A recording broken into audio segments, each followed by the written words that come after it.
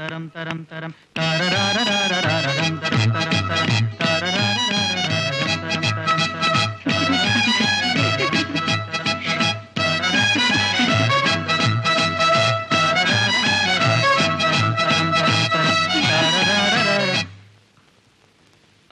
വരണം. താങ്ക്സ് പറയാനാ വന്നത്. പ്രിൻസിപ്പലിനും ടീച്ചേഴ്സിനൊക്കെ വളരെ ഇഷ്ടമായി. കോളേജിലേക്ക് നിങ്ങളെ വിളിക്കണമെന്ന സ്റ്റുഡൻസ് ഒക്കെ പറയണേ. ഞങ്ങളാ നിങ്ങൾക്ക് താങ്ക്സ് പറയേണ്ടത്. ഇത്രയും നല്ലൊരു ഓഡിയൻസ് ഞങ്ങൾക്ക് ഇതുവരെ കിട്ടിയിട്ടില്ല. പ്രോഗ്രാമിന്റെ ഫോട്ടോസ് എവിടെ?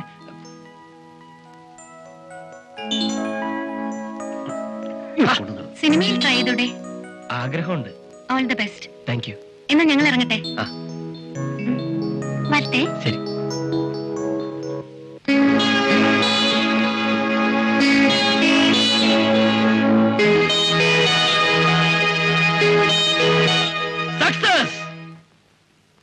കണ്ടോ, ഓൾ ദി ബെസ്റ്റ് ഒക്കെ പറഞ്ഞിട്ട് പോയത്? അതാണ് അതിന്റെ ഒരു ഏത് മനസ്സിലായോ?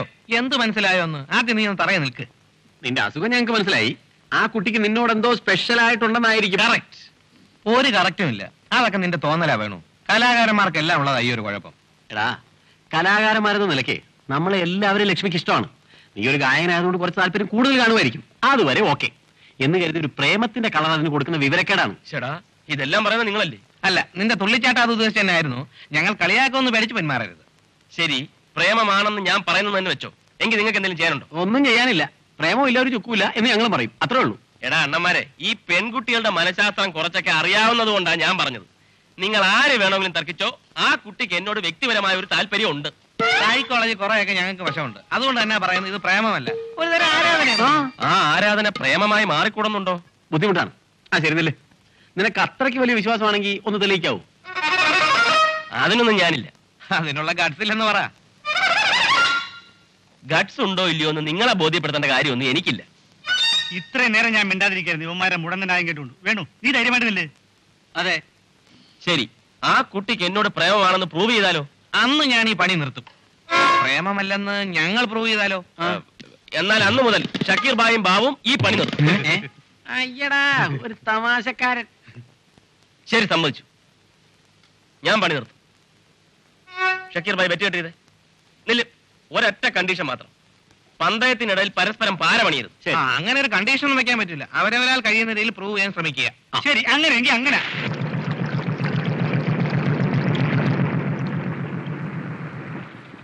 ഞങ്ങൾ എന്താ ചെയ്യേണ്ടത് അത് പറ. ലക്ഷ്മിയുടെ മൂവ്മെന്റ്സ് ഒന്ന് വാച്ച് ചെയ്യണം. ഏതു വഴിയാണ് കോളേജിൽ പോകുന്നത്? നടന്നാണോ, കാറിലാണോ? ഒപ്പം ആരെല്ലാം ഉണ്ടാവും? ട്യൂഷന് പോകുന്നുണ്ടോ? ഉണ്ടെങ്കിൽ എവിടെയാണ്? അമ്പലത്തിൽ പോകാറുണ്ടോ? ഉണ്ടെങ്കിൽ ഏത് അമ്പലത്തിലാണ്? Et cetera et cetera. ഇതൊക്കെ അറിഞ്ഞുകൊണ്ടുള്ള പ്രയോജനം ഉണ്ട്. പറയാം. നീ മുമ്പേ നടക്ക്.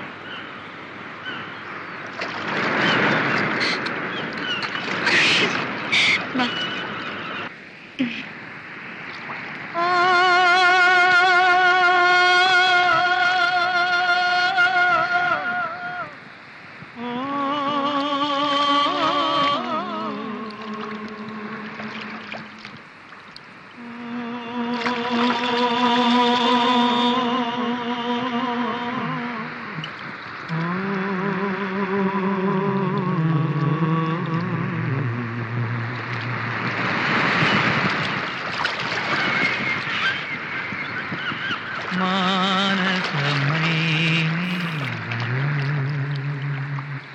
മധുരം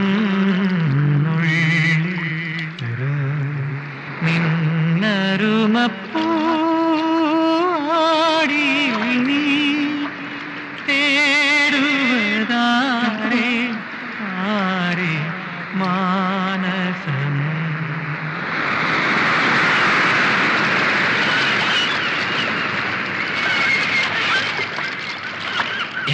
രക്ഷയില്ല.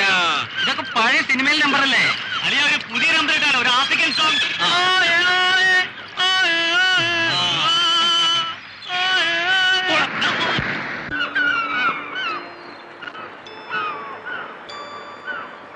സന്യാസിനി നിൻ പുണ്യാശ്രമത്തിൽ ഞാൻ സന്ധ്യാപുഷ്പവുമായി വന്നു.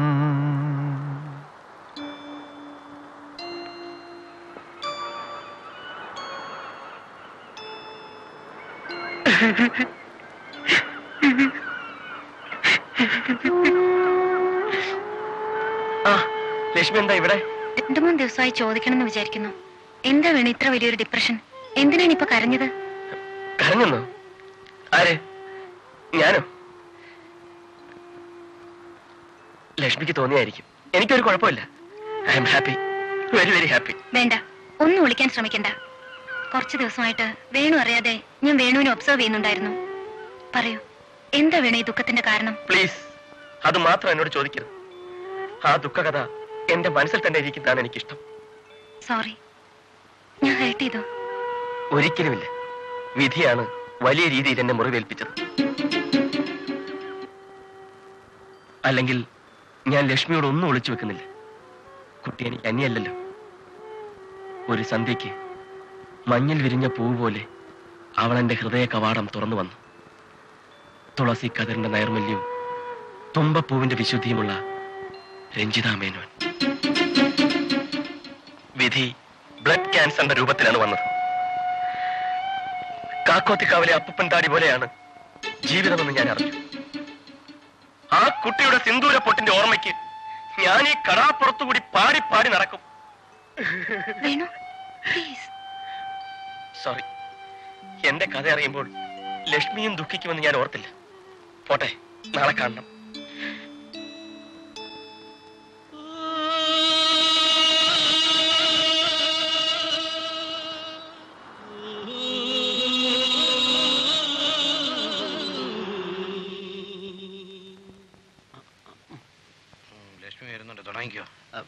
വീട്ടുക്ക് വീട്ടുക്ക് വാസപ്പടി വേണോ, ചജും ചജും ചജും തെരുക്കൂത്തുക്കും പാട്ടുക്കും താളഗതി വേണോ, ചജും ചജും ചജും ചജും അട വീട്ടുക്ക് വീട്ടുക്ക് വാസപ്പടി വേണോ, ചജും ചജും ചജും തെരുക്കൂത്തുക്കും പാട്ടുക്കും താളഗതി വേണോ, ചജും ചജും ചജും പല വാസലില്ല വീടോ ഒരു താളമില്ല കൂത്തോ തട്ടി തരികിട തരികിട തതികിടത്തോ അട വീട്ടുക്ക് വീട്ടുക്ക് വാസപ്പടി വേണം.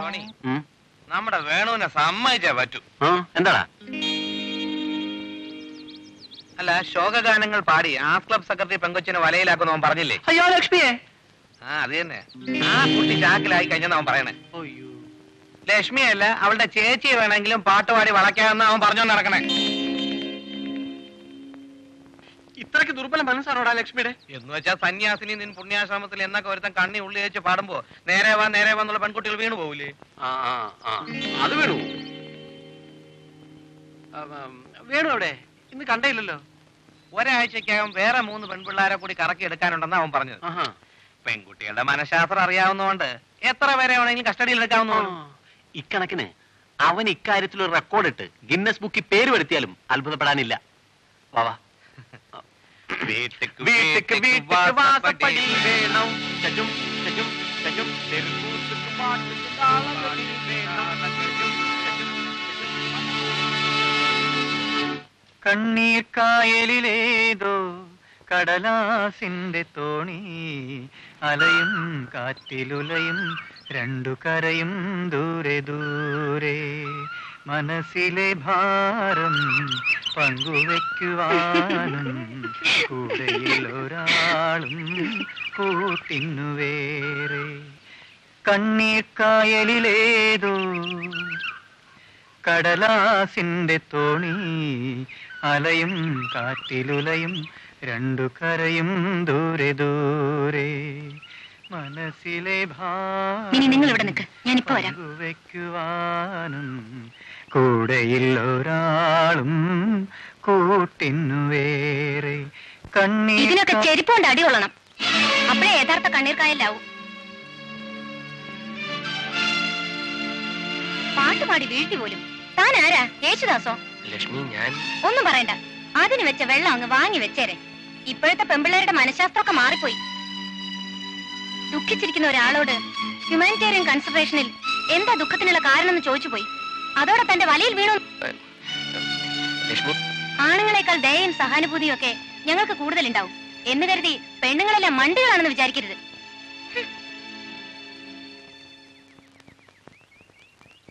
വാ പിള്ളേരെ, ഇത് പോക്ക് കേസാ. മിസ്റ്റർ കണ്ണീർ കായൽ. കണ്ണീർ കായലിലേതോ കടലാസിന്റെ തോണി. കണ്ണീർ കായലിൽ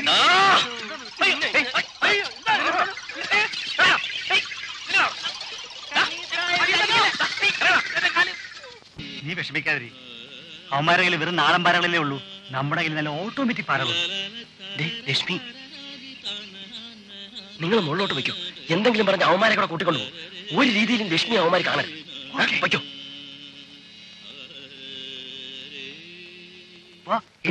ഒരു ചെറിയ കോളുണ്ട്, പറയാം. വാ വാ.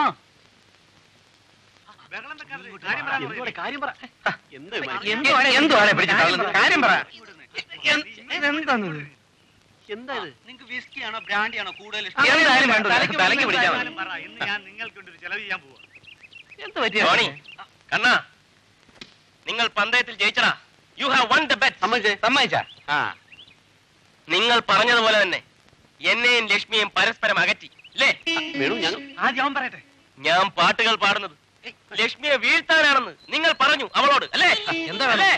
എന്താ സംഭവം? എന്താ? ഒന്നും പറയണ്ട. രഞ്ജിത മേനോനെ മറന്ന് ഒരു പുതിയ ജീവിതം തുടങ്ങാം എന്ന് ആഗ്രഹിച്ചിരുന്നവനാ ഞാൻ. ലക്ഷ്മിയിൽ ഞാൻ രഞ്ജിത മേനോനെ കണ്ടെത്തി. നിഷ്കളങ്കയായ, ശാലീനയായ, സുന്ദരിയായ ആ കുട്ടിയും ഞാനും പരസ്പരം അകലാനാകാത്ത വിധം അടുത്തുപോയി. എല്ലാം നിങ്ങൾ തകർത്തു. ലക്ഷ്മി എന്റെ അടുത്ത് മടങ്ങി വന്നില്ലെങ്കിൽ ഐ വിൽ കമ്മിറ്റ് സൂയിസൈഡ്. ഞാൻ എന്റെ ജീവിതം അവസാനിപ്പിക്കും. എന്നാലെങ്കിലും നിങ്ങൾക്ക് തൃപ്തിയാവുമല്ലോ. ഇതാ നിങ്ങളുടെ പന്തയത്തിന്റെ രൂപ. കാശല്ല, എനിക്ക് സ്നേഹമാണ് വലുത്. സ്നേഹം. Love is great. നിങ്ങൾ ചെയ്ത് വലിയ ചതിവായി പോയി. തൃപ്തിയായല്ലോ. വാടാ. എനിക്കൊന്നും മനസ്സിലാവുന്നില്ല. ഇതെന്ത് പറ്റിയവനൊക്കെ? എന്തായാലും എന്താ, ഏതായാലും ഈ കാശ് കൊണ്ട് നമുക്ക് പൊടി പൊടിക്കാം.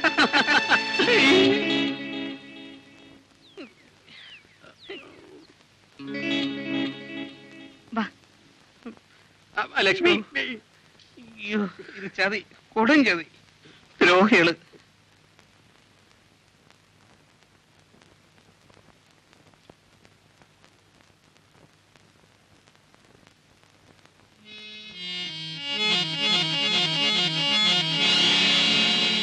പാശ്രുതി മേട്ടുവരിനി. വിജയം ആഘോഷിക്കാറായിട്ടില്ല മോനെ, ഞങ്ങൾക്ക് ഇനി സമയമുണ്ട്. എനിക്ക് നിങ്ങളോട് റിക്വസ്റ്റ് ഉണ്ട്. പന്തയം നമുക്ക് ഇവിടെ വെച്ച് അവസാനിപ്പിക്കാം. തോറ്റെന്ന് സമ്മതിക്കാൻ ഞാൻ തയ്യാറാണ്. ബെറ്റ് ലൂസ് ചെയ്തതിന്റെ പേരിൽ എന്ത് ചെയ്യാനും ഞാൻ റെഡിയാണ്.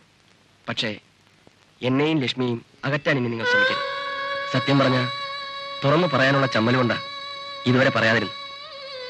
ആ കുട്ടിയെ ആദ്യമായി കണ്ടപ്പം തന്നെ ഐ ഫെൽ ഫോർ ഹെർ. ഇന്നിപ്പോ എന്നെ സംബന്ധിച്ചിടത്തോളം കാര്യങ്ങൾ വളരെ സീരിയസ് ആണ്. ഏതെങ്കിലും രീതിയിൽ ലക്ഷ്മി എനിക്ക് നഷ്ടപ്പെടുന്നതിനെ പറ്റി ചിന്തിക്കാൻ പോലും വയ്യ. ഈ കാര്യത്തിൽ നിങ്ങളുടെ മോറൽ സപ്പോർട്ട് എനിക്ക് വേണം, പ്ലീസ്. അളിയ, കളി വേറെ കാര്യം വേറെ.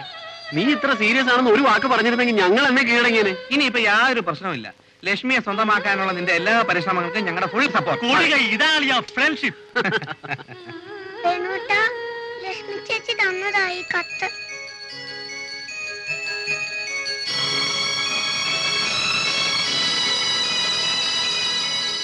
തെറ്റിദ്ധരിച്ചതിന് മാപ്പ്. എന്നോട് ക്ഷമിക്കണം. ക്ഷമിക്കില്ലേ? സ്നേഹപൂർവ്വം ലക്ഷ്മി.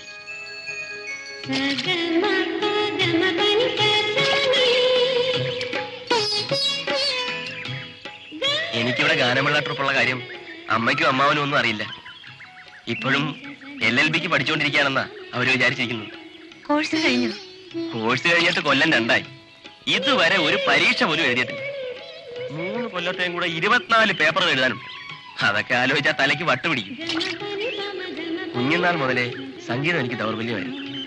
പാട്ട് കേട്ടാ ഞാൻ എല്ലാം മറക്കും. ഞങ്ങളുടെ ട്രൂപ്പിലുള്ള എല്ലാവരെയും കഥ ഇത് തന്നെ. എത്ര വലിയ ജോലി കിട്ടിയാലും ഇതിൽ നിന്ന് കിട്ടുന്ന ഒരു ത്രില്ലൊന്ന് വേറെ തന്നെ. മിനി വരുന്നുണ്ട്. എന്നാ ശരി, നാളെ കാണാം. ഓക്കെ.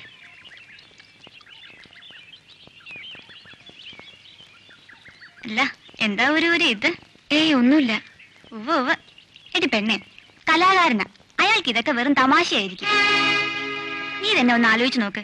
നിന്നോടുള്ള സ്നേഹം കൊണ്ടൊന്നുമല്ല, കൂട്ടുകാരോടുള്ള ഒരു പന്തയത്തിന്റെ പേരില ഈ അടുപ്പമൊക്കെ ഉണ്ടായത്. അത്രയും പ്രാധാന്യമേ നീയും ഇതിന് കൊടുക്കാവൂ.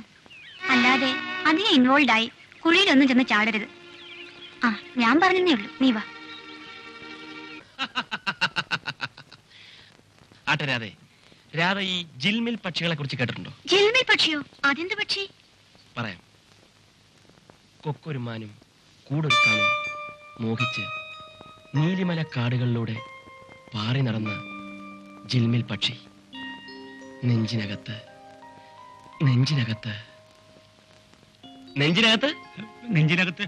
കുരുന്നു മോഹങ്ങളെ താലോലിച്ച് കുരുന്നു മോഹങ്ങളെ താലോലിച്ച് വളർത്തുമ്പോഴും വരാനിരിക്കുന്ന ദുർവിധിയുടെ പടയൊരുക്കം അവള് കണ്ടില്ല. ദുർവിധിയുടെ പടയൊരുക്കം എന്നെ കൊണ്ടൊന്നും പറ്റത്തില്ലേ. ഈ നാടകമൊന്നും നമുക്ക് ശരിയാവത്തില്ല. നീ ഒറ്റ ഒരുത്തൻ കാരണമാണ്. നിനക്കത് പറയാം. ഗാനമേള മാത്രമായാൽ പ്രോഗ്രാമിന് ഒരു കൊഴുപ്പുണ്ടാവില്ല. അതുകൊണ്ട് നിങ്ങൾ ഒരു അരമണിക്കൂർ നാടകം കൂടി സെറ്റപ്പ് ചെയ്ത് തന്നാൽ ഒരു പ്രോഗ്രാം തരാമെന്ന് ഫാദർ ഗീവർഗീസ് പറയുമ്പോൾ ഞാൻ എങ്ങനെ വേണ്ടെന്ന് പറയും? വെറുതെ അല്ലല്ലോ, നാടകത്തിന് 500 രൂപ എക്സ്ട്രാ വരുന്നില്ലേ? നാടകം ശരിയാവില്ല നിന്നെ തോന്നല. നോക്കിക്കോ, സ്റ്റേജിൽ വേണം ഒരു കലക്കും. കലക്കും നാട്ടുകാരായിരിക്കും കയറി കലക്കുന്നത്. വലിയ ചിരിയൊന്നും വേണ്ട. നിക്ക് നമുക്ക് ആദ്യം മുതൽക്കൊന്ന് റിഹേഴ്സൽ നോക്കാം. ടോണി, ഡയലോഗ് പറ. എന്റെ ഡയലോഗ്. രതീഷ്, മുണ്ട് താതറേ. രതീഷ്, നിന്നെ ഞാൻ എവിടെയെല്ലാം തിരക്കി. രാധയുമായുള്ള നിന്റെ കല്യാണക്കാര്യമൊക്കെ എവിടം വരെയായി? ശ്രീധര, ഞാൻ ഭാഗ്യവാനാണ്. മനസ്സിൽ ചേക്കേറിയ വർണ്ണപുഷ്പങ്ങൾക്ക് സ്വർണ്ണ നിറമാകുമ്പോൾ ആഹ്ലാദിക്കാൻ ഇങ്ങനെയല്ല ചെയ്യേണ്ടത്. ഞാൻ കാണിച്ചു തരാം. ആദ്യമായിട്ട് കാര്യം പറഞ്ഞാ മതി.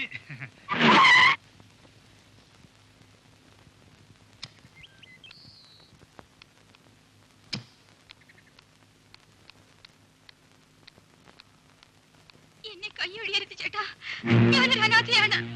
ക്ഷമിക്കൂ രാധ എന്നെ മറക്കണം. കൊള്ളാം. പണക്കാരിയായ ഒരു പെണ്ണ് നിന്റെ വലയ വീണ് കഴിഞ്ഞപ്പോ നിനക്ക് അവളെ വേണ്ട എന്ന് പറഞ്ഞാൽ എനിക്ക് എന്റെ ഭാവിയാണ് വലുത്. അപ്പോൾ രാധ അവൾ നിനക്ക് ഏണിപ്പടി മാത്രമായിരുന്നു അല്ലേ? കലാരംഗത്ത് നിനക്ക് പിടിച്ചു കയറാൻ ഒരു ലാഡർ. ഉയർച്ചയുടെ പടവുകൾ കയറുമ്പോൾ കഴിഞ്ഞത് പലതും മറക്കേണ്ടി വരും. അതാണ് ജീവിതം. അപ്പൊ നീ എവിടെ കഴുത്ത് കെട്ടിയ താലിക്ക് ഒരു വിലയുമില്ലേ? താലിയോ? 50 പൈസ കൊടുത്താൽ കിട്ടുന്ന വെറും ഒരു ചരട് മാത്രമല്ലേ അത്?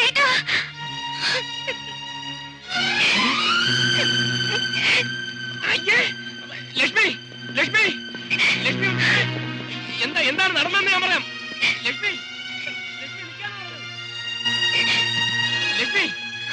നോക്കൂ, യഥാർത്ഥത്തിൽ സംഭവിച്ച എന്താണെന്നൊക്കെ ഞാൻ ഒന്ന് പറയട്ടെ. ഇത് നോക്ക് ലക്ഷ്മി, പ്ലീസ്.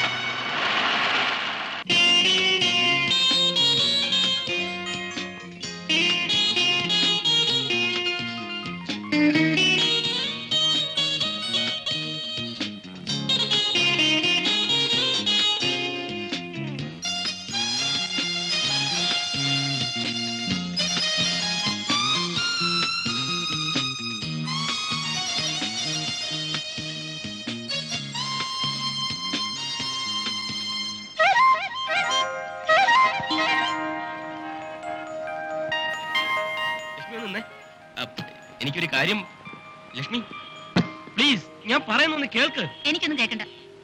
ആരാ കുട്ടി ഇയാൾ? എനിക്കറിയില്ല അങ്കിൾ. കുറെ ദിവസമായി എന്നെ ശല്യപ്പെടുത്തിക്കൊണ്ടിരിക്കുക.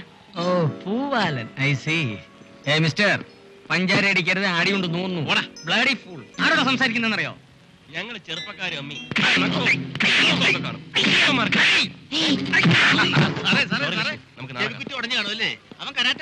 എനിക്കറിയാം.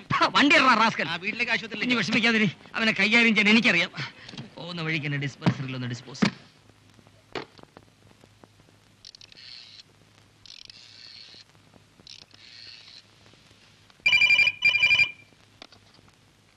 Hello, who is speaking please? ഞാനാ വേണു. ലക്ഷ്മി അല്ലേ? അല്ല.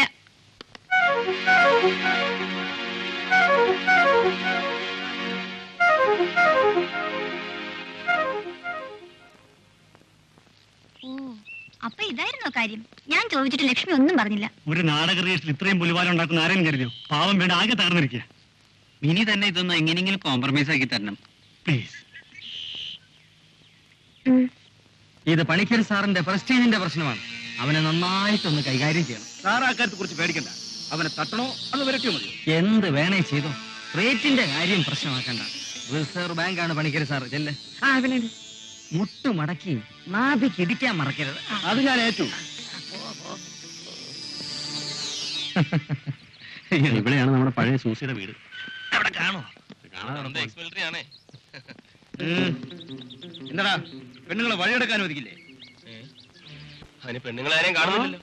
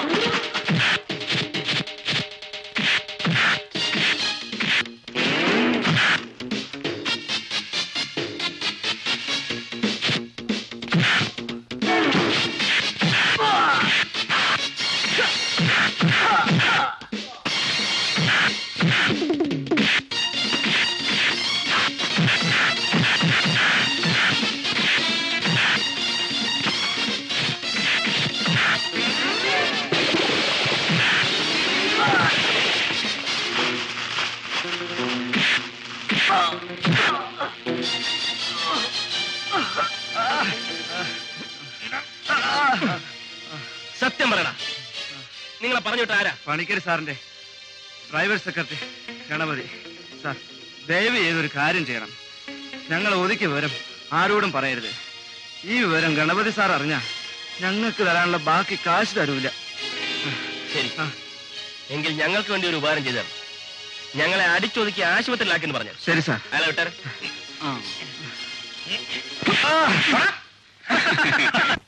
ഞാനും കുട്ടിക്ക് കുറച്ച് കൺഫ്യൂഷൻ ഉണ്ടാക്കി എന്നുള്ളതാണ് സത്യം. കലാകാരന്മാരെ കുറിച്ച് ഞാൻ അന്ന് പറഞ്ഞത് ഒരു ജനറലൈസേഷൻ മാത്രമായിരുന്നു. വേണു ഒരിക്കലും അത്തരക്കാരനല്ല. അയാൾ കുട്ടിയെ ആത്മാർത്ഥമായും സ്നേഹിക്കുന്നുണ്ട്. ഇനി എന്താ ചെയ്യാമിനെ? ഒന്നും ചെയ്യാനില്ല. കുട്ടി എത്രയും വേഗം വേണുവിനെ കാണുക, സോറി പറയുക, അത്ര തന്നെ. കുഞ്ഞേ, ഗണപതി സാറ് അസുഖം കാരണം കുറച്ചു ദിവസം അവധിയെടുത്ത് നാട്ടിൽ പോയിരിക്കുക. എന്താ? ഒന്നുമില്ല. പുള്ളി വരുമ്പോ ജനാർദ്ദനം വന്നിരുന്നു. പറഞ്ഞതനുസരിച്ച് വേണുവിനെ ഇടിച്ച് സൂപ്പാക്കിയിട്ടുണ്ട്. കൈയും കാലും ഒടിച്ച് ആശുപത്രിയിലാക്കിയിരിക്കുന്നു പറഞ്ഞാൽ മതി. ഏത് ഹോസ്പിറ്റലിൽ? JK ഹോസ്പിറ്റലിൽ. ചിലപ്പോ തട്ടിപ്പോകുന്ന ഡോക്ടർ പറഞ്ഞത്. ഞാനൊരു മാസത്തേക്ക് ഒളിവിൽ പോവുക.